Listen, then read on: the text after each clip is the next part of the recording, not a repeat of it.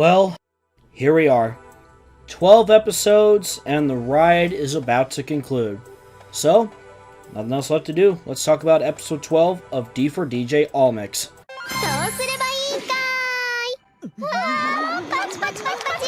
Did your parents teach you any manners? We start off with Rinku being precious when she sleeps, and check this out, her parents! This was really cool to see, actually, and being able to see what they got her for Christmas as well, which ended up being a big spiral shell. Oh, goodness. Wait, no, she's got the magic conch shell. That's what that is. Anyway, we're at Yoba Academy the next day. Michiru is talking about how great and how much of a banger that Peaky Peaky and Happy Round concert was, and how the countdown concert is going to be even more hype. Rinku runs by as she is cheered on by the other students, and then she's just being Rinku, and honestly, there is nothing wrong with that. She's just vibing in the air chair as the others greet her. So, she ends up showing off the the conch shell, which gives a big ol'... Sorry, I had to. So, Rinku really wants to use it for the countdown concert. After a moment, well, Maho's response was...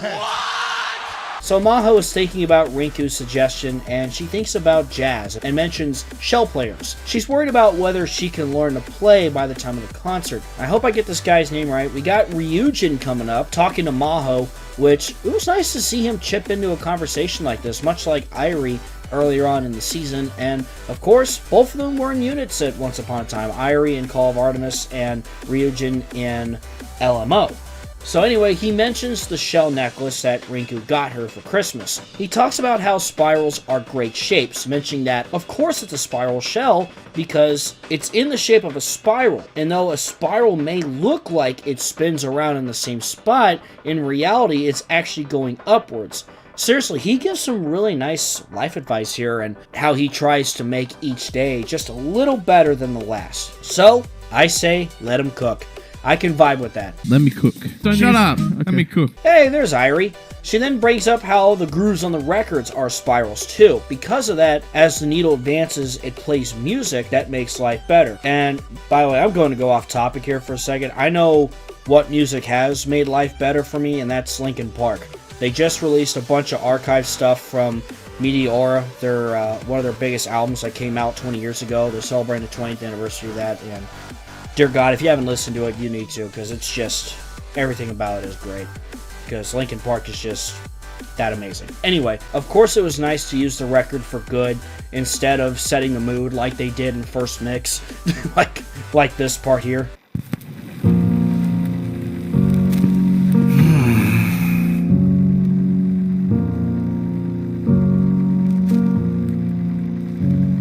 Oh, come on! They don't need background music! Right. I really like this scene, and it was nice to see Irie and Ryujin give some good advice to a younger and aspiring DJ. It was cool to see some more interaction from them. So thanks to that, Maho gets an idea. She ends up getting, and for the life of me, I'm trying to remember what it's called, but it's one of those things where it's just a bunch of buttons. You can press a button, it picks up a sample of a certain sound. So, for instance here, the sound Rinku made with the conch is now in this device. So Rinku is so excited by this and would love to play it at the concert. So Maho says, you know what, hey, let's bring it up at the meeting tomorrow. Why not? So we fast forward to the meeting, and Haruna does bring up some unfortunate news. She announces that they cannot use the stage spanning multiple days. This is bullshit! So yeah, everyone was pretty bummed, and hell, I would be too. Kurumi said she was pumped about the all-night party, but of course Haruna was quick to say, hey, this isn't a party, this is actually a form of community service, since that's how they got the permission in the first place. But we all know Miss Warcrime Kurumi, she thinks differently. So Aoi suggests, why not Alter Ego? She brings up that they can do a countdown concert past midnight there. Rika then remembers what Alter Ego is like, and how, it's been an exclusive club, but Nagisa also mentions how a certain someone, Rika, keeps charging into the place and shuffling everything up. God, I love Rika, But yeah, reminder that Rika blew that hole in the closed world, right? In that closed world that Alter Ego had. It's opened up, and it's opened up Alter Ego more, and it's really helped them out. So, Alter Ego it is. Kurumi just mentioned moral corruption. Yep, someone is about to commit some war crimes here. I seriously feel like she'd be the first of the DJ girls to easily commit tax evasion. Anyway, Miko suggests a countdown concert. with all 24 of the girls across all 6 units. With that being said, the meeting then continues at Alter Ego. And, yeah, how would a stage look like with 24 girls on it here? Yeah, it looks like traffic in Los Angeles. Yeah, there's no way everyone could fit, but perhaps 6 people could work, as in, like, 1 from each unit. So that's what is decided. 1 member of each unit to perform on the stage. We go first to Maho, and she thinks back on meeting Rinku, the Shells, and how Rinku pretty much started Happy Around. So it's a unanimous decision. They all decided, yeah, Rinku needs to go on that stage. So she will represent Happy Around on that stage for the Countdown concert. Maho calls up Rinku and tells her the good news. We get Rinku just, she's being goofy, and which you gotta love. Rinku is just, she's just precious. So what's Shinobu thinking? Well, she thought that only she could bring out the hypest with Kyoko on stage and her as DJ. They are that super good tag team. They're like, you know, they're like the Usos, or they're like the Street Profits. They're just a damn good tag team. But Maho brought out a side of Kyoko that Shinobu never saw before at the Christmas party. So, if they send Kyoko, obviously someone other than Shinobu would be the DJ. That could also mean that she could see another new side of Kyoko. It could help grow Piki Piki. Of course, she also looks back on, you know, where they all started, how they met, and where they are now, and how they're going to keep taking new challenges and advancing, and make sure that they leave everyone in the dust and they stay out in front no matter what. So with that, after Piki discussed who to set on the stage, everyone basically called for Kyoko's name, except for Kyoko, because she actually said Shinobu. What? What the fuck? Next up is Mermaid. They're looking back on things as well, and they pretty much point out that, yeah, Rika was the one who pretty much brought Mermaid together. Brought out the collab with Rondo, as well as the collab with Laura Bradley. Jesus fuck. Look at that smile, damn it! So yeah, sorry. Rika, she's the chosen one for Mermaid. I mean, it makes sense, right? She's Rika. She's the life of the party, you know? Then with Photon Maiden, they look back on how they auditioned to join Photon Maiden, and we got Toa just being hilarious again. She's made some damn good facial expressions this season, I'm not gonna lie. God, Toa is a freaking angel. They started out being the Photon Maiden that the label imagined them being, right? Then eventually, well, Saki helped change that. Her willing to see new colors is what helped grow Photon Maiden's music, and that's been something big that got covered in Almix. She was a massive encouragement to this group, and oh god, look at that. God damn. But yeah, Saki is able to take this group to new stages. So, she gets picked to represent Photon Maiden to play on the stage.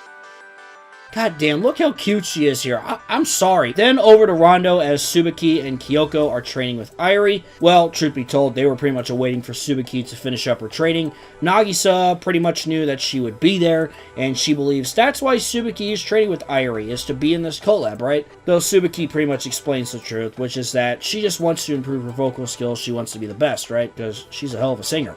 Despite that, Kyoko was there too, and, well, she got picked, right?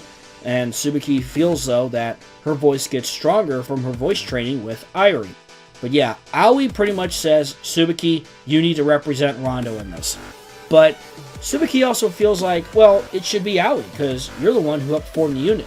Aoi explains that, yes, she helped form Rondo, but Aoi explains that, yes, she helped form Rondo, and she wanted to see Tsubaki's song shine. From the concert that opened up Alter Ego, to the public, and the collab with Mermaid, it introduced a new side to her.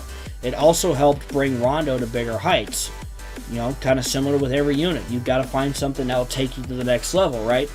You can't just sit on something and go, this is fine. No, you can't do that, right? You gotta keep grinding. You gotta keep moving forward. So, everyone's on board, and Tsubaki gives us a precious smile, and she accepts. Then with Lyrical Lily. They want Miyu to represent them. Why? Well, it all started pertaining to DJ with some equipment, and then they formed as a unit. They began to perform and played, of course, at D4 Fest. Due to that, they almost lost their way at times as the fame grew, which is very common for anybody, right? You gotta know your roots. You gotta be able to stay humble. And thank goodness for Miyu here, because she was always the one to show the path forward, so it makes sense. She's a very kind soul. I mean, seriously, she's a kind soul. Miyu was the one that showed Haruna, Miko, and Kurumi the path to where they are now and why Lyrical Lily is here and why the group exists today. Though Kurumi was looking forward to it, she's got some pretty big VJing plans ahead like we've seen before, right? So, the night has arrived. It's New Year's Eve. We got Rinku playing with the conch shell sounds, and oh god, this is just great. You love to see it. And then the countdown to the new year. Well, in New York, we welcome a new year with the famous Times Square ball drop. That's pretty much one of the most iconic things when it comes to New Year's in America. They welcome it with style in their own. The New Year is welcome, and we get some beautiful firework effects thanks to Kurumi. And as a New Year's gift, we get a 6 colors party. And that's the name of the song. And yeah, everything about this was just amazing. I love seeing the fact that all of them are coming together for this. I tell you what, let's play this song when we welcome 2024 for New Year's. Now, of course, I know you gotta time it out correctly, but yeah, I felt like this was a pretty good send-off to the season to see how far our DJ girls have come. And obviously, I gotta keep playing Groovy Mix to see what happens next. And by the way, at the end, look at this. We get, and I knew this was gonna happen, we get cameos of Abyssmare and Unicorn, the 2 new units in Groovy Mix. So yeah, I'm hoping because of that we get another new season of the anime eventually. I feel like that we will with them appearing there, so when that time comes, I am definitely looking forward to that. I know it's going to be a while, and oh man. Man, that's all she wrote. That's D4DJ All Mix. It's come and gone. I'm sad it's over, but I'm also happy that it happened, right? All Mix has come to a close, and it's been a lot of fun doing these videos for you guys, and seriously, I really want to thank you all for taking your time to watch these, but it's nice for me to make these videos for people to have fun and goof off, and I hope entertain people and make people laugh and smile. I loved All Mix. I love every moment of it, and I hope you did too. So, by the way, comment down below, what do you want to see in the next anime of D4DJ? Whether it's an OVA, or a 3rd season, or both, I'm sure we'll get both. I don't know, maybe we get like an OVA about Call of Artemis, and then of course, Season 3 will probably cover more of Abyssmare and Unicorn, right? I'm really intrigued to see how those 2 units continue to grow. Especially with Abyssmare, they're kind of like that antagonist unit. So, yeah, it's definitely interesting. And, I'm not gonna lie, Sophia, man, the girl needs some help. Anyway, what's the plan moving forward? Well, I'm gonna make more memes. That's not stopping. I like making them. They're fun to do. And I'll make some other videos, too. Definitely of D4DJ and other anime, too, like Bocchi the Rock. Maybe K-On! At some point. And whatever else, kind of interests me. So, seriously, thank you guys so much for watching. Thank you guys so much. And here's some many more videos to come. So, thank you guys so much, and I'll see you in the next video.